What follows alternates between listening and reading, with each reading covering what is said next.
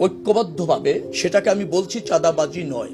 ঈদযাত্রা সামনে, সড়কে বাড়বে ভিড়, বাড়বে যাত্রী আর পরিবহনের চাপ। ঠিক এই সময় চলছিল সড়কে চাঁদাবাজি নিয়ে সেতুমন্ত্রীর দেওয়া বক্তব্য ঘিরে বিতর্ক।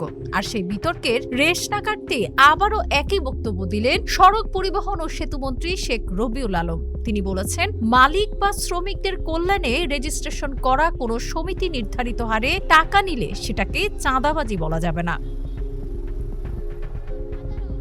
গত বৃহস্পতিবার সচিবালয়ে ঈদযাত্রার প্রস্তুতি নিয়ে এক আন্তঃমন্ত্রণালয় বৈঠক শেষে সাংবাদিকদের সঙ্গে আলাপকালে যাত্রাপথে চাঁদা প্রসঙ্গে তিনি এ বিষয়ে কথা বলেন। তার মতে, মালিক সমিতি বা শ্রমিক সংগঠন যদি নিজেদের কল্যাণে সর্বসম্মতভাবে নির্ধারিত হারে চাঁদা নেয় তাহলে সেটি বৈধ।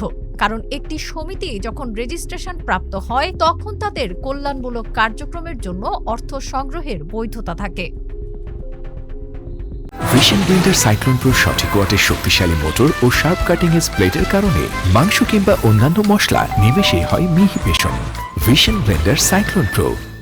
এর আগে 19শে ফেব্রুয়ারি এক সংবাদ ব্রিফিংয়ে শেখ রবিউল আলম বলেছিলেন, সমঝোতার ভিত্তিতে টাকা নিলে সেটা চাঁদা নয়, কিন্তু কাউকে বাধ্য করে টাকা নেওয়া হলে সেটাই চাঁদাবাজি। তার এই বক্তব্য নিয়ে তীব্র সমালোচনার সৃষ্টি হয়। ট্রান্সপারেন্সি ইন্টারন্যাশনাল বাংলাদেশ একে ঘোরতর অপরাধকে বৈধতা দেওয়ার অজুহাত বলে উদ্বেগ প্রকাশ করে।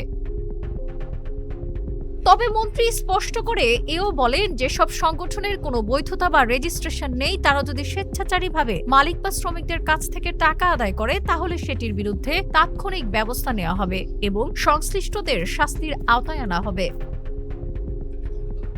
ঈদযাত্রাকে সামনে রেখে সড়কে চাঁদাবাজির কোনো সুযোগ নেই বলেও দাবি করেন তিনি। মন্ত্রীর মতে, আইন শৃঙ্খলা বাহিনী, হাইওয়ে পুলিশ, মোবাইল কোর্ট এবং স্থানীয় প্রশাসন সক্রিয় রয়েছে।